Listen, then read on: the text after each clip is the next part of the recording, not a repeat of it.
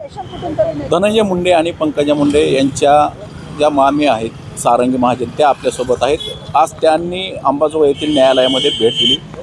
काय कारण आहे आज आपण न्यायालयामध्ये भेट दिली?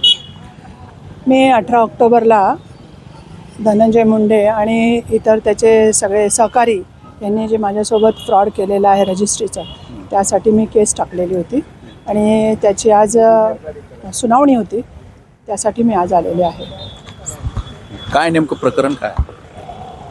प्रकरण असं आहे की माझी रजिस्ट्री फ्रॉड लावल्या गेली, त्याच्यामुळे मला जागा बघू देण्यात आली नव्हती आणि जागे संदर्भामध्ये कुठल्याही प्रकारचं मला खरं सांगण्यात आलं नव्हतं आणि धाक दाखवून आमच्याकडनं रजिस्ट्री लावून घेतली होती। त्याच्यावर मला 1 महिन्यानंतर तो उलगडा झाल्यानंतर 2 वर्ष मी धनंजयकडे फॉलोअप केला की जेणेकरून आपल्याला न्यायालयात जाण्यापूर्वी घरात प्रकरण मिटत असेल तर योग्य आहे, पण तसं झालं नाही। त्याने मला नुसतं चक्रा मारायला लावलं। मग माझ्या लक्षात आलं की हा नुसता रेटून खोटं बोलतो आहे, हा याची बायको आणि घरातले सगळे लोक। त्यामुळे मग मी कोर्टाची पायरी चढणं मला उचित वाटलं।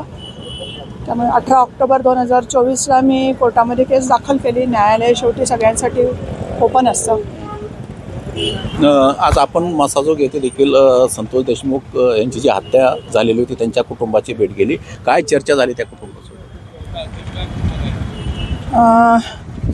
चर्चा काय करणार, असं सांत्वनपर भेट दिली होती मी त्यांना आणि त्यांच्या दुःखात मी पूर्णपणे सहभागी आहे। त्यांचं जे दुःख आहे ते माझ्यापेक्षा काही वेगळं नाही आहे। त्याच्यामुळे फरक एवढाच आहे की आम्ही राजकारणी नामांकित घराण्यातले आहोत, ते बिचारे गरीब आहेत, एवढाच फरक आहे। दुःख त्यांचं आणि माझ्यासारखं आहे। त्यांच्यासोबत गाव उभा आहे, माझ्यासोबत कोणी उभं नव्हतं, कारण मी आणि माझ्या 2 मुलांची ह्यात चूक नव्हती। प्रवीणच्या घटनेला आम्ही समर्थन नाही देत आहे, आमच्या दृष्टीने सुद्धा ते चुकीचंच आहे, पण एक धर्मपत्नी आणि एक मी त्यांची सहचारी असल्यामुळं मी त्यांची बाजू फक्त लावून धरली होती, कारण तो माझा धर्म होता। त्यांना जो न्याय मिळाला आहे तो 302मध्ये मिळाला होता। त्याच्यानंतर परमेश्वरानेही त्यांना न्याय दिला आहे। मग आमच्या तिघांची काय चूक आहे? परिवार माझ्यासोबत नव्हता, आजही नाही, असं त्या परिवारामध्ये मला दिसलं नाही। आज संतोष भाऊ जरी गेले असले तरी त्यांनी अनेक लोकांना न्यायालयाचे दरवाजे आणि न्याय मिळण्याचे मार्ग मोकळे करून दिलेले आहेत। त्यांच्या एका दुःखद घटनेने सगळ्यांना न्याय मिळणार आहे, पण त्यांचं जे दुःख आहे त्याची पोकळी भरून काढण्यासाठी एक काळच जाऊ द्यावा लागेल। एकंदरीत ते जे प्रकरण आहे मसाजोगचं, त्यामध्ये आणखी अद्यापही एक जो आरोपी आहे तो आरोपी अद्यापही मोकाटच आहे किंवा फरार आहे। आता ते शोधणं पोलिसांचं काम आहे आणि बाकी जी यंत्रणा लावलेली आहे पोलिसांनी त्यांचं काम आहे।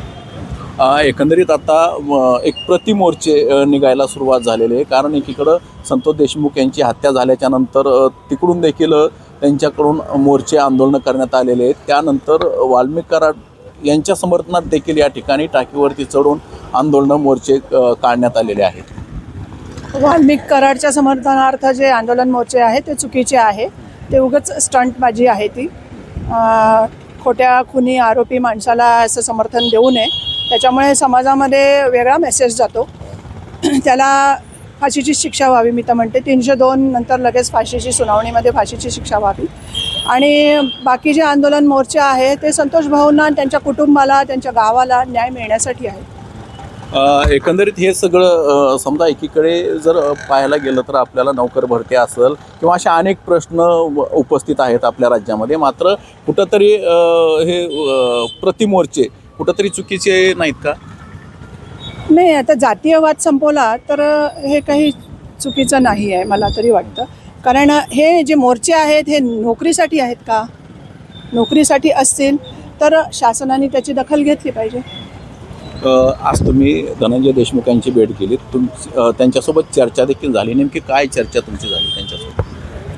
त्यांनी सगळा घटनाक्रम थोडक्यात समजावून सांगितला, म्हणजे बोलून दाखवला। त्याच्यात त्यांचं पण दुःख इतकं असल्यामुळं त्यांना आज दिवस रात्र झोप येत नाही। त्यांचं सुद्धा दुःख जाणून घेण्यामध्ये मी त्यांच्या दुःखात सहभागी झाले आणि ती पोकळी भरून निघणार नाही आहे, कारण आज त्यांच्यावर जो परिवाराचा भार आहे तो त्यांना कसा सांभाळावा ह्याचा प्रश्न आहे. आणि आपल्यासारखे लोक नुसतं जाऊन भेटतात आणि ह्या बीड जिल्ह्याला एकाच घरातले 2 मंत्री दिले आहेत, त्यांचं तर काही काम आहे का नाही इथं येऊन बघायचं, परिवाराला आर्थिक मानसिक ह्याची मदत द्यायची. ते न बघता व्हिडिओ कॉलवर आम्ही तुमच्यासोबत आहो असं म्हणून होतं का? असं नाही आहे. मंत्र्यांचं काम होतं. मला असं वाटतं धनंजयनी दिला ना राजीनामा? कदाचित आणखीन तर आमच्यापर्यंत नाही माहिती. अच्छा, दिला नसेल तर त्वरित द्यावा आणि हिनी पण द्यावा पंकुनी, कारण ती नुसतंच उंटावरून शेळ्या हाकते. कारण तिच्यासाठी संतोष भाऊ कायम तत्पर उभे असायचे, बाकीच्यांना विरोध करून तिच्या गळ्यात हारतुरे घालायचे. तर मग तिने त्यांच्यासाठी तेवढं तरी करायलाच पाहिजे. एकंदरीत ह्या होत्या सारंगी महाजन आणि त्यांनी अंबाजोगाई येथे आज न्यायालयामध्ये भेट दिलेली आहे. रोहिदास हातागळे, मुंबई तक, अंबाजोगाई बीड.